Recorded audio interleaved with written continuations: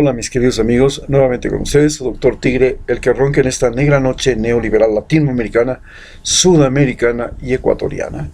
Un consejero de internautas, ideólogo y activista de un movimiento latinoamericano de internautas que nos permita tener un continente desde Alaska hasta la Patagonia sin fronteras,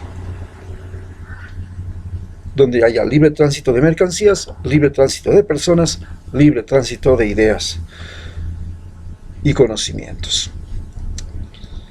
Estamos entonces ahora en un momento estelar en el que Luis Arce gana en Bolivia, ha ganado ya Cristina Fernández en Argentina, hay protestas en Chile, Ecuador enfrenta la peor crisis de su historia.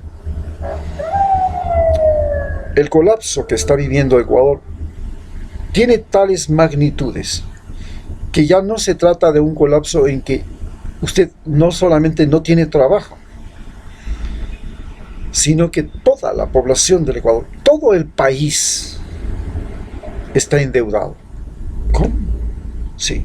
No solamente que esté endeudado por la deuda externa, que este gobierno prácticamente le ha duplicado, y nos quieren subir al 15% el IVA para poder con esa plata que se recaude recompensar el terrible robo a los policías como primera cosa, y luego para ver cómo se reactiva la economía, tener capital disponible que, como ustedes todos siempre sabemos, simplemente se funda en el principio neoliberal de que el Estado debe ayudar a los más ricos para que multipliquen su riqueza y luego esa riqueza se filtre y caiga a la capa más numerosa de gente, que es los más pobres. Esto nos hace pensar que estamos viviendo un momento además en el que nosotros hemos perdido la confianza no solamente en el gobierno, hemos perdido la confianza en las Fuerzas Armadas, hemos perdido la confianza en los medios de comunicación, hemos perdido la confianza en la justicia. ¿Cómo fue que perdimos la confianza en las Fuerzas Armadas? Algo que ya en este momento le está golpeando a México, cuando en México el ministro de Defensa y el comandante máximo de las Fuerzas Armadas de México está implicado en narcotráfico, un general Cienfuegos. Nosotros no tenemos confianza en las Fuerzas Armadas, no porque esté implicada en el narcotráfico, sino porque en la historia reciente de Ecuador, las Fuerzas Armadas siempre se han dado cuenta de que tiene que actuar para evitar que las cosas pasen a mayores. Cuando, por ejemplo, Abdalá Bucaram fue presidente y convirtió al gobierno en un show, en una bufonada, en una payasada, donde él quería ser estrella de rock and roll, mientras su hijo robaba en las aduanas. Con eso ya tenemos una historia de las Fuerzas Armadas interviniendo oportunamente para evitar que las cosas pasen a peores. Luego, tuvimos un presidente que simplemente había ganado las elecciones gracias a que un grupo de banqueros le prestó dinero, y gracias a ese dinero le pudo derrotar al hombre más rico del Ecuador, Alvarito Noboa.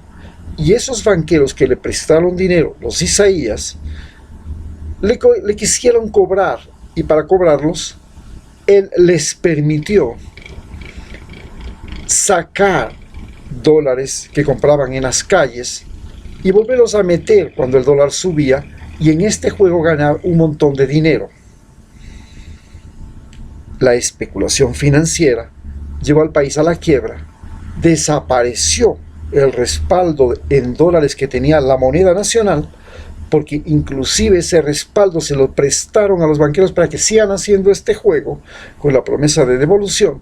Y finalmente los banqueros no solamente que llevaron el dinero de las personas que tenían sus cuentas en sus bancos, sino que además se llevaron hasta el dinero de respaldo de la moneda nacional. En base a eso no tuvimos más remedio que ir y arrendar una moneda que nos dé alguna forma de intercambio, que nos permita el intercambio, y fue que arrendamos el dólar, que es lo que hacemos ahora. Arrendamos el dólar para poder mantener las transacciones entre nosotros, los seres humanos que habitamos en este país. Pero además, también intervino cuando el coronel Lucio Gutiérrez, un militar, dio el golpe de Estado. Y en ese momento, las mismas Fuerzas Armadas le dijeron al coronel: ¿sabe qué? Usted, que representa a un grupo de jóvenes militares, no representa a todos nosotros, las Fuerzas Armadas, y usted tiene que desistir de querer ser presidente. Y así que a las 6 horas entregó el mandato. Pero además también lo hizo cuando ya era presidente, y le dijeron: ¿sabe qué? Usted ha cometido un error muy grave, ha metido mano a la justicia y ha convertido a su familia en la gran beneficiaria del Ecuador. Usted ha convertido al Ecuador en un botín familiar que su primo, su cuñado, su hermano, todos quieren hacerse del dinero y del poder para hacer de esto su finca personal. Y las Fuerzas Armadas le detuvieron. Pero cuando llega Lenín Moreno, las Fuerzas Armadas cambian su papel y se convierten en unas Fuerzas Armadas que pasan a reprimir la protesta popular, inclusive con muertos, como lo que pasó en octubre. Recordemos que cuando cae el coronel Lucio Gutiérrez en el año 2002, Lucio Gutiérrez tiene un solo muerto en las protestas, y solo ese muerto, que es un periodista chileno que muere por infarto porque aspira gases lacrimógenos, no le golpearon a nadie, nadie le disparó. Esa fue la razón suficiente para que se vaya. Aquí hubieron más de 11 muertos y miles de heridos, y no cayó el gobierno. ¿Cómo pudo haber sucedido si eso nunca pasa? En el gobierno de Yamil Maguad, cuando cae, no muere nadie siquiera. Hay heridos, hay golpeados, pero no hay muertos. Sin embargo, ahora hay tantos muertos y las Fuerzas Armadas no reaccionan. Entonces se pierde la confianza en las Fuerzas Armadas, y ahora sabemos que las Fuerzas Armadas están completamente a las órdenes de Mike Pompeo y de Donald Trump. Pero además también comenzamos a darnos cuenta que la policía no está al servicio del pueblo, sino que todos los días en los noticieros sale orgullosamente mostrando que ha combatido el narcotráfico, pero que no ha hecho nada con el montón de mujeres y niños desaparecidos, con los asesinatos, con los femicidios, es más, con los crímenes dentro de la cárcel. No dan siquiera con el asesino de aquel israelita que fue asesinado después de que se le encontraron que había estado dentro de la trama de corrupción de Abdalá Bucaram en la compra de insumos y medicinas para el seguro social. Esto ha llevado a la desconfianza de la policía. Pero lo más grave es la desconfianza que tenemos ahora en la justicia.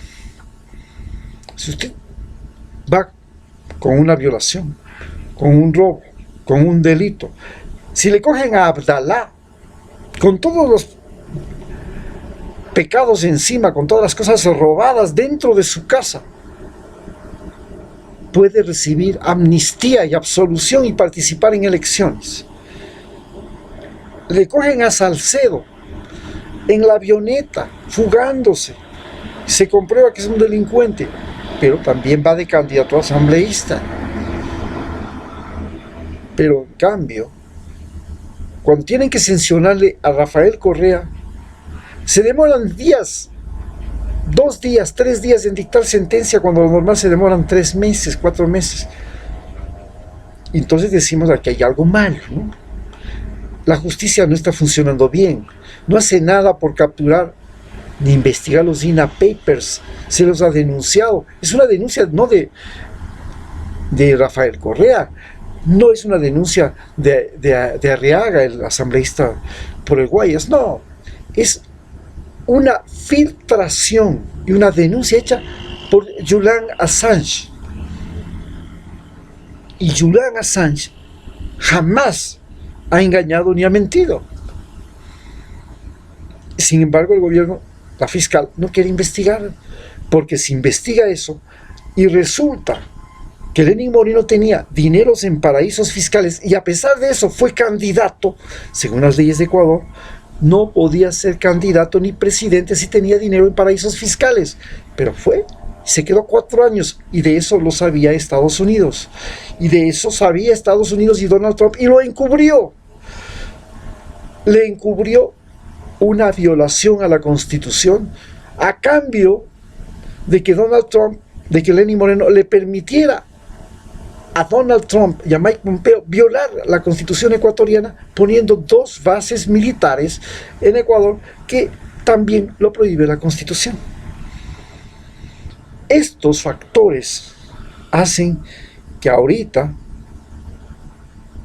Andrés Arauz, que representa a Rafael Correa y que todos sabemos es un economista, ha sido un burócrata, no tiene una trayectoria brillante como Luis Arce, no tiene una trayectoria brillante como Fernández, que fue el ministro de Finanzas de Kirchner. Sin embargo, actúa como de la misma forma que actúa Donald Trump. Era un desconocido en la política, un outsider, y es la apuesta de Rafael Correa para que un outsider, un individuo que viene de las nebulosas, pueda ganar las elecciones. La única confianza que tiene Andrés Arauz es la confianza que todos los ecuatorianos tenemos de que Rafael Correa aprendió en estos 4 años, después de haber sido perseguido político, de haber visto a Jorge Glass en la cárcel, a sus mejores amigos perseguidos y en la cárcel, a no equivocarse en elegir la persona que puede ser presidente. Él es un profesor, se equivocó garrafalmente con Lenín Moreno y todos confiamos que aprendió de ese error y que ahora ha escogido una persona que no va a ser un traidor. Lo más importante es que no sea un traidor. Muchas gracias.